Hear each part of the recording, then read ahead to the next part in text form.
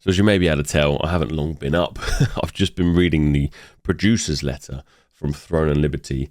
Now, the game is in a really lovely state, but there are definitely some fundamental issues. And this letter changes so much of the game. Now, in this video, I'm going to do my absolute best to try and break this down for you. So as a lot of you guys will know, the Siege War just happened over the weekend, and it was genuinely brilliant. There are, however, a few issues. One of them being that there is absolutely humongous alliances happening across all servers, and it is really, really difficult for smaller guilds to get involved in this sort of content. Now, it's not just the Siege content, it's just all PvP content in general. Now, the changes do sound good on paper, and it sounds good for the health of the game, but time will tell. So, firstly, the coexistence of PvE and PvP. As it currently stands, areas of the map turn from PvE to PvP during the events that happen in the game. But they say that this sharing of PvE and PvP content has pushed players into an unexpected grey area, with PvP users feeling restricted by competition, while PvE users have expressed unwanted competitive stress. Differences in rewards from higher level regional events and bosses have sometimes forced players to choose content maybe they didn't want to do. So they plan to reorganize the future content by withdrawing the existing direction and separating the user's movement path by content as well as inclination. If growth through PvE is an essential element, the key is to leave PvP as an area of choice, depending on the preference of the users and the guilds. Now, essentially what they're doing is, and what I can read between the lines, is that they're separating PvE and PvP completely. Now, I'll read this part directly from the producer's letter as it leads directly into the changes that they are making. The biggest concern about current PvP content is the influence of alliances. Even PvP content centered on guilds and parties is actually showing signs of war between large alliances. As a result, there is a problem that PvP content wins and losses follow the server's power structure without creating any variables. Guilds that are a part of an alliance but do not have much influence tend to run out of power before they can acquire sufficient growth resources. And guilds that are not part of an alliance are unable to even dare to enter the content due to the high barriers. Of course, we are well aware that the guild structure is the charm of TL's PvP. Going forward, we plan to focus on maintaining and developing large-scale PvP content, such as Siege Warfare and Tax Transport, where diplomatic power and unity between guilds are important. However, if we continue to observe the current situation where all PvP content strategies result in large alliances, we believe we may miss the golden time for content revival. So we've decided to take some quick measures. Now this brings us onto the changes that they're bringing relatively quickly into the game. Guilds that participate in Boon or Riftstone battles are now limited to one defensive and one offensive battle. This will create a one-on-one guild battle between the defenders and the attackers. Guilds may select up to 3 stones to attack. If multiple guilds declare on the same stone, the guild with the higher ranking will get priority. They are introducing something called inter-servers.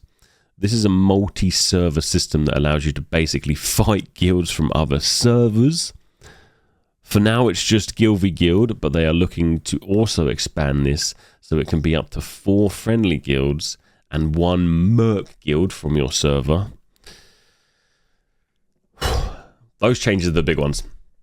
Those are absolutely a huge turn of direction on the current game mode. And my personal opinion is that this sounds good. This sounds good on paper. Obviously, sometimes what sounds good on paper doesn't actually play out very well. But I think the idea is keep extremely large PvP, very, very fun. Absolutely have the large alliances. But on the smaller scale stuff, allow for smaller guilds to get involved. This is good. They also want to introduce what they've called no pressure competition PvP. So conflict zones are essentially getting huge changes. And what we mean by conflict zones is your event zones essentially. So, you know, sometimes you get a PvE event, sometimes that event is PvP. We're talking about those PvP events. As you enter a conflict zone, you will be randomly placed into a faction regardless of your guild. So you may even fight people from your guild. What they're going to do, though, is all the names and symbols will be hidden, so you cannot recognize each other and basically group up, regardless of what faction you're on. They've really thought about this. It's good. And finally, they are introducing a deathmatch arena with modes such as 2v2, 3v3, and 6 versus 6. Now, this isn't coming straight away. They did say that this is looking like it's coming out around June, but it's absolutely insane to see how quickly they're reacting to this and reacting to the responses of the players and how not just responses of players, but they've clearly been watching how the siege battles have been going over the weekend, how the conflict zones have been playing out, how the PvP's been playing out, how the PvE's been playing out. And these changes sound like they are actually playing the game with us, which is super cool. So I'm extremely impressed with how quickly these changes are coming out. Some of you guys know the game I played before this. The fact that they're introducing some server v server system straight away is absolutely insane. Extremely impressed. Very, very excited and looking forward to the future of TNL. So, yeah. Clearly, guilds are more important now. We're recruiting. If you're a PvP legend, join our Discord.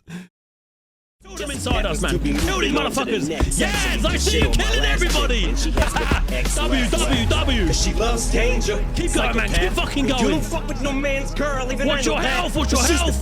Play together. Stab him in the back. Go. Send it forward more. Towards the golem. Fight with the golem. Keep moving. Yes, boys. Yes. I can't keep my ready? At the front gate under the golem, boys. Get with me. 10 seconds left. Kill him here. Left us in a rectangle. What else can I say? Yes. It was fun for a while. Bet I really would have loved your smile. Right, boys. Full W key. 10 seconds. Go. Send it. Come on, boys. Woo. Let's go. Look at them charges. Go, boys. Send it. Woo. You boys are fucking legends. We got no loosen, boys. Let's go. How shall I plead? Forever thugging on the quest to get G's. Running from enemies ever since the days of a scene. I'm under pressure. The stress I had me drinking, thinking niggas after me. Much too paranoid to blink. Wonder why the police don't want to see me stacking G's. They asked you a player, but I won't let them capture me. I gotta thank the Lord for the weed and the nicotine. I can't sleep, close my eyes and see wicked things. I keep my pistol by my bedside. One in the chamber, preoccupied with homicide. My life's in danger. Rolling down the 4-5. Beware strangers. Hand on the 4-5. That's what the fame does. I'm probably wrong, but I'll never know until I'm gone. From out the gutter with a jealous motherfuckers. I don't think I've ever seen it like this ever. This is nuts.